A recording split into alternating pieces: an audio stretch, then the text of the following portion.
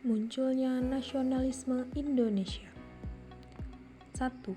Faktor-faktor yang mempengaruhi munculnya nasionalisme Indonesia. A. Politik etis.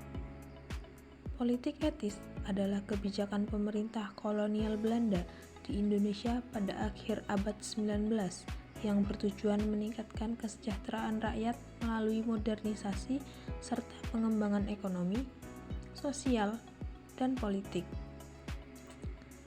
Kebijakan politik etis didasarkan pada gagasan bahwa Belanda memiliki tanggung jawab moral untuk meningkatkan kesejahteraan rakyat Indonesia dan mengembangkan ekonomi serta sistem pemerintahan yang modern. Kebijakan politik etis diwujudkan melalui 3 program berikut. 1. Irigasi. Kebijakan irigasi dilakukan dengan tujuan meningkatkan produksi pertanian di Indonesia. Kebijakan irigasi diimplementasikan dengan pembangunan infrastruktur irigasi seperti bendungan, saluran irigasi, dan irigasi subpermukaan. 2. Transmigrasi. Kebijakan transmigrasi dilakukan dengan tujuan mengurangi kepadatan penduduk di wilayah-wilayah yang padat penduduk dan memperluas wilayah permukiman di Hindia Belanda. 3. Pendidikan. Pemberlakuan politik etis melahirkan sekolah-sekolah bagi kaum bumi putra, bukan hanya sekolah rendah, tetapi dibangun pula sekolah menengah, sekolah keguruan, dan sekolah tinggi.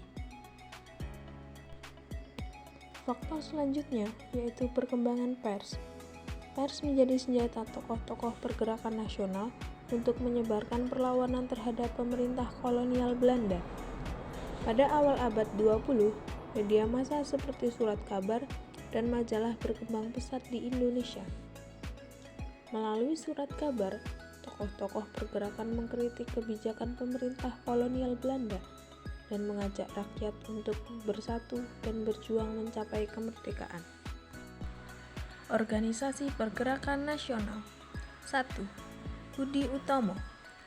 Budi Utomo merupakan organisasi modern pertama yang didirikan pada 20 Mei 1908 di Batavia oleh Sutomo serta pelajar Stovia. Budi Utomo tidak hanya bergerak di bidang pendidikan dan kebudayaan, tetapi juga dalam bidang politik. Budi Utomo kemudian memutuskan berkembang menjadi organisasi bersifat nasional. Perubahan tersebut menyebabkan beberapa pengurus inti Budi Utomo mengundurkan diri. Organisasi selanjutnya yaitu Sarekat Islam.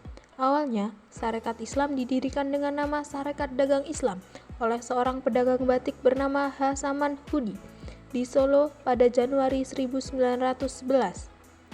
Dalam perkembangannya, organisasi ini berkembang menjadi Sarekat Islam. Perubahan nama dilakukan agar SI tidak hanya bergerak dalam bidang ekonomi, tetapi juga di bidang politik dan sosial. Organisasi yang terakhir yaitu Indis Party. Indis Party merupakan organisasi yang didirikan pada 1912 oleh 3 serangkai yaitu Douwes Dekker, Cipto Mangunkusumo, dan Ki Hajar Dewantara. Kehadiran Indis Party dinilai pemerintah Belanda mengganggu keamanan umum di Indonesia. Pada 11 Maret 1913, pemerintah Belanda menyatakan Indis Party sebagai organisasi terlarang. Pengaruh Perang Dunia I di Indonesia. Perang Dunia I memberikan pengaruh ideologi yang kuat terhadap pergerakan di Indonesia. Ideologi yang paling populer adalah nasionalisme, komunisme, dan sosialisme. Dampak dari Perang I juga dirasakan oleh bangsa Indonesia dalam bidang ekonomi. Hancurnya tatanan ekonomi dunia berdampak langsung terhadap Indonesia, terutama dalam bidang ekonomi. Faktor yang terakhir adalah Kongres Pemuda dan Kongres Perempuan. Kongres Pemuda. Pemuda memiliki peran penting dalam perjalanan bangsa Indonesia meraih kemerdekaan. Sejak tahun 1915, para pemuda telah memelopori berdirinya organisasi kepemudaan yang bersifat kedaerahan. sifat kedaerahan melebur menjadi rasa persatuan demi mewujudkan semangat nasionalisme Indonesia. Rasa persatuan para pemuda pada masa pergerakan nasional terus dipupuk dan dikembangkan melalui organisasi-organisasi kepemudaan. Kongres Perempuan. Semangat persatuan yang terkandung dalam Ikrar Sumpah Pemuda menjadi dasar organisasi perempuan untuk meningkatkan kesadaran nasional.